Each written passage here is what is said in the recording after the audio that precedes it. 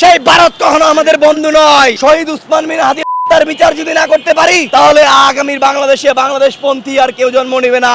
যদি ভারতীয় ভিসা বন্ধ না করা হয়, তাহলে রাষ্ট্রসংঘ ফোরাম, এসডিএফ, বাংলাদেশের হাদি প্রেমী, বাংলাদেশের মানুষদেরকে নিয়ে, বাংলাদেশের পন্থীদেরকে নিয়ে ইনশাআল্লাহ লং মার্চ করবে ভারতীয় হাই কমিশন।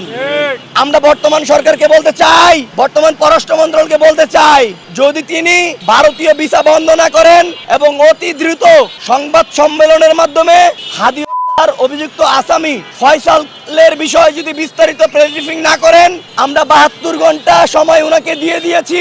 72 ঘন্টা পরে আমরা ইনশাআল্লাহ জাতীয় জাদুঘরের সামনে অবস্থান কর্মসূচি করব। একই সাথে বাংলাদেশের সবাইকে আহ্বান জানাবো, আমাদের এই অবস্থান কর্মসূচিতে যেন অংশগ্রহণ করে আমরা আজাদির লড়াই রাখতে চাই। আমরা এই বাংলাদেশকে আর বিক্রি হইতে দিব না এই ভারতের তাবেদার দালালদের কাছে। আমরা দেখেছি এই হাসিনা সহ যতগুলো ফ্যাসিস্ট আছে সবাই ভারতে এখন অবস্থান করছে।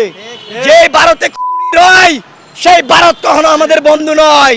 আমরা স্পষ্ট বলে দিলাম, আমরা বাংলাদেশের মানুষকে আহ্বান জানাই, এই বাংলাদেশের মাটিতে যদি আমরা শহীদ উসমান বিন হাদি তার বিচার যদি না করতে পারি, তাহলে আগামীর বাংলাদেশে বাংলাদেশ পন্থী আর কেউ জন্ম নেবে না।